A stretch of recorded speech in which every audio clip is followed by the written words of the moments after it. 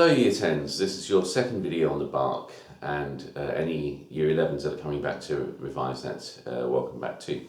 I'm just going to give you some context on why this piece was written, because it makes sense of understanding why it's such a complicated piece of music. But before that, what can you do to be preparing yourself to really learn these pieces? So the first thing is you can't rely on me teaching you the music. You have to rely on you listening to the music over and over again. There are only 8 pieces. I guess most of them are 4 or 5 minutes long. So really, that isn't a big ask. You have to get used to listening to these pieces so that if you were to stop the track at any one time, you'd be able to sort of sing it through in your head. Or better still, if I were to say the middle section of the Bach, or the chorus of Defying Gravity, that you will be able to hear it in your head just by me using those words. So that is something you can absolutely take responsibility for and get on with, learning how to listen to the pieces, getting them in your head, so that just like any pop song that you would listen to over a summer holidays, it's so used to being listened to that we can just jump around the piece in our head. So that really is your job. There are 8 pieces. Listen and listen and listen to them. I can give you the way to buy the original CD, but the truth is most of those pieces, all of those pieces, are easily available on YouTube anyway. So it doesn't matter how you get them onto your phone, how you listen to them, but listen and listen and listen over and over again until you're absolutely sure you know them inside out. There are 2 books that I can really recommend you buying, especially if we're not at school. This is a sort of fact book. So it's the GCSE Music Edexcel, because there are different exam boards and you need to make sure it's the Edexcel one. And it's important that it says study guide here, because there are other things like revision guides and things like that. So GCSE Music, be careful, Paul Terry has written lots of books and he's written music for the old syllabus, all the wrong pieces, okay? So it has to look like this with a paint splash, and it has to say study guide on it. And that is a fact book that will teach you the pieces in a very different way to the way I would teach them. It will focus on different things, and who knows what's going to come up in the exam. Every teacher around the country will be teaching these pieces slightly differently because they've got slightly different skills. So my skills are in classical music perhaps, but then, and musicals and films, because I actually played on a lot of films. But I don't know that much about the sort of cross culture of the Afro-Celt sound system. So there might be a teacher in another school that understands that piece in a different way to me, but doesn't understand the Bach so well. So this book is really going to help you get a different slant on the pieces. And if you don't understand something that I've said, chances are it's explaining in a very different way in this book. So that's a really good book. The next one I really recommend is the scores. So this book here, again, you need to make sure it looks exactly like this, and that it's got the whitish background, because there's another one that is all facts and not scores. So it should say the Anthology of Music, and it should be scores inside, just the printed page. So what the really hard-working student will do is to have these scores and to get coloured pens and to write notes on them. So they will turn to the Bach and literally write subject and then underline the piece of music that's subject, or they will put a circle around some double trills in the harpsichord to prove that they know that makes the music hard to play. So this book is going to be really useful for you if we don't return to school really quickly. We've got some classroom books like this, but I really recommend, and they're not cheap, they're about £23. You can get them on Amazon. Make sure it's the Anthology of Music. Make sure you have a look inside and see that it is scores, not ordinary writing. But this will really help you build your own set of notes directly onto the scores. So I really recommend those 2. So what am I going to do this morning? I am going to play, as I promised, some of the things on the piano. I'm going to use a bit of the audio and highlight that. But I'm giving you some background to this piece. So we know that it was written by Bach. Now, who was Bach? Well, Bach was born in 1685.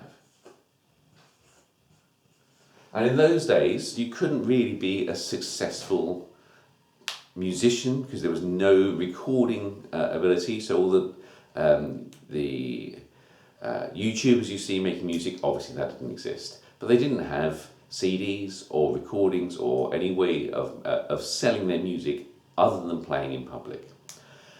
So there were two ways that you made a living as a successful musician. One was that you worked for the church, and the other one was that you worked for someone very rich. So the very rich person would want to have music played at all of their parties. So a king, for example, would have an orchestra, and he would say, I'm going to have a big party tomorrow, and I'd like to listen to some dance music. And dance music was a big thing in the Baroque period. In fact, the piece we're studying is actually a type of dance, and that type of dance is called a jig, which is just French for jig.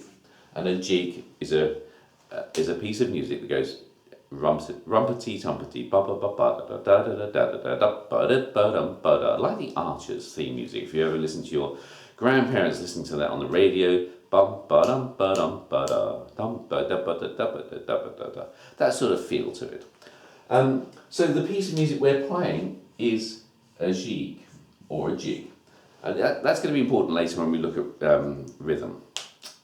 So this was part of a bigger piece. So Bach was one of the first people that really wrote pieces that had more than one section to it, and those sections were called movements. So the piece we're doing is just one section of a bigger piece. And this bigger piece has a special name. So again, you're learning new terms. So a concerto, you can see the word concert in there. Concert, stick an O on, and we say it in sort of an Italian accent because the C becomes a ch sound. So rather than concert, it becomes a concerto. And that means we have solo instruments. One solo instrument and an orchestra.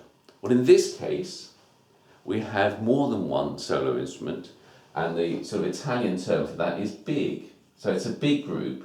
It's not actually very big at all, but it's more than one soloist. So the piece we're looking at is a concerto grosso. So it's getting complicated, isn't it? So a concerto, a piece of music for a soloist, like in modern terms we might have a piano playing lots of solo stuff with an orchestra behind them. In those days we might have a violin playing a solo with an orchestra behind them playing the accompaniment. But a concerto grosso, we haven't just got one soloist, we've got a group of soloists. And we're going to learn some more terms about that as we go along. So a concerto grosso, several movements, several sections, that is, of music for the same group and an orchestra.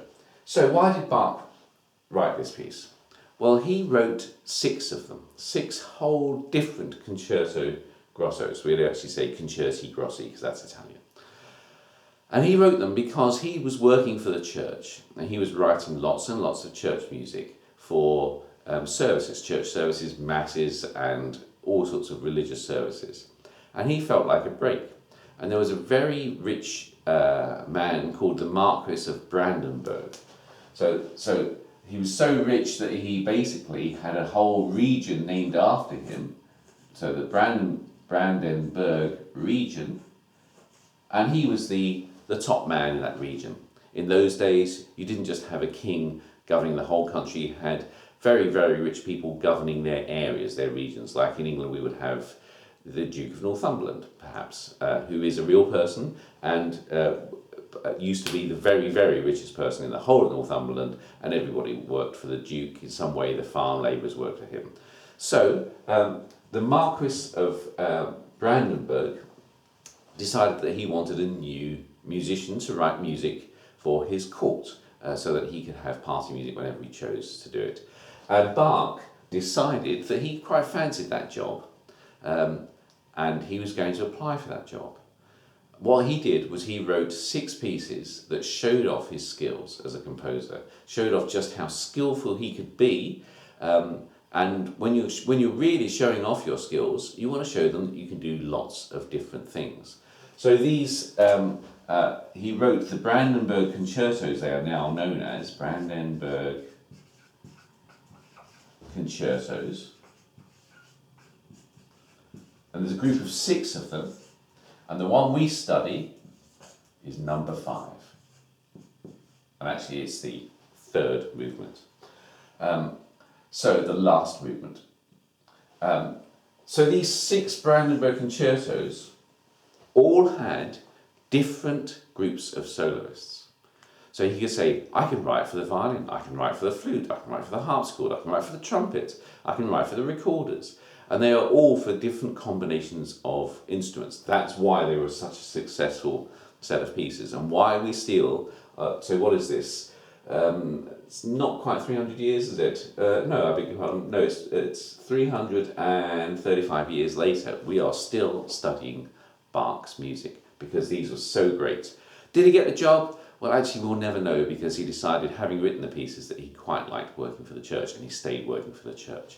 So he wrote this piece as a show-off piece to say, give me the job of being your court musician. And then he didn't actually decide to go for that court musician job. So this is in line with why this is such a complicated piece. The first video said that we're going to look at the subject and the counter-subject and the answer and how they fit together. And then I very briefly mentioned that they were in fugal style. Okay?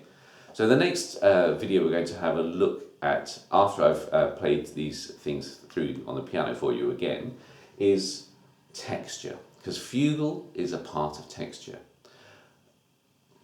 We talked about the boxes of words, box of melody words, box of rhythm words, boxes of harmony words, boxes of texture words, boxes of structure words. And we're going to have to get all of those in our heads. And some terms actually belong in more than one box. So fugal is an adjective, like beautiful. So we might have fugal and beautiful, but we need a noun, and that would be fugue. Like beauty and beautiful, we have fugal and fugue. Now this is already going to get very complicated. I'm going to talk about this when we talk about structure, okay? But this piece has a fugal opening. That means all of the complicated things that fit together like a crossword really start off in the opening. But then Bach starts to break all those rules. And he does it deliberately because he just wanted all the complexity, all the interweaving of parts to happen at the beginning, and then to have a free hand in deciding what he wanted to do next. And in a fugue, you can't do that. In a fugue, you have to stick to the rules all the way through. So this piece is fugal at the beginning, but it is not a fugue because it doesn't stick to the rules all the way through. So there are lots of things, terms coming your way with the Bach, lots of complicated words, and I'm going to use them. For example, I haven't spoken today about what we call the group of soloists, and haven't spoken about what we call the group of players that aren't the soloists. And there's a special group alongside that of the bass line, played on the double bass or cello, and the harpsichord, and the way they work together. And we're going to learn about those terms in a separate video. So this is just background context to why the piece was written in the first place, why it's so complicated, who he wrote it for, why it was written for those combinations of instruments, because he was showing that he could write for a variety of instruments, and lastly, why the opening is complicated, but that it isn't a fugue. And it isn't a fugue because later on he breaks the rules. So right now you're going to play some of those melody things again, but on the piano, and see them played and explained. Okay, this is looking at the melodies we've already explored. So the subject, firstly, if we have a look at the first motif of that, the leap, upward leap of a fourth, and the second bit, all stepwise. But if we have a look at the whole pattern, we can see that we get left with the chord of D, and then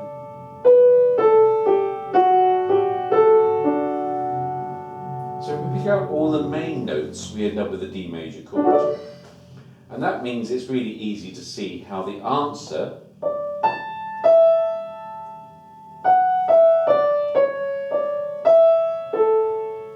is an A chord. So the answer is the same thing. This is in D, and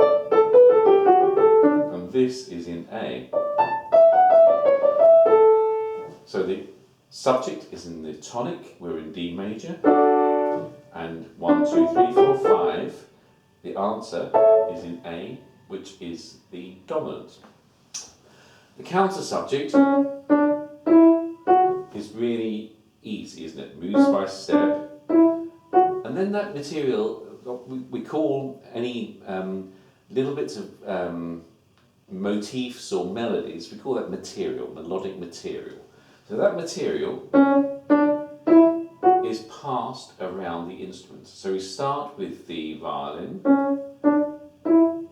then the flute does, and then the violin does. So that counter melody is actually stronger than it looks because it's reused and reused. So we start with the violin, then we get the flute, but while that's going on we get the counter melody in the violin. And then we get some sort of imitation. Violin, flute. So we're not really talking about texture yet, but that's going to be the next video. This is just to reinforce the ideas of the subject, the counter subject, which gets played at the same time as the answer. And that's all we're going to do today. The next video we're going to look at why the harpsichord part is so different for this music, and we're going to have a look at how the fugal texture develops.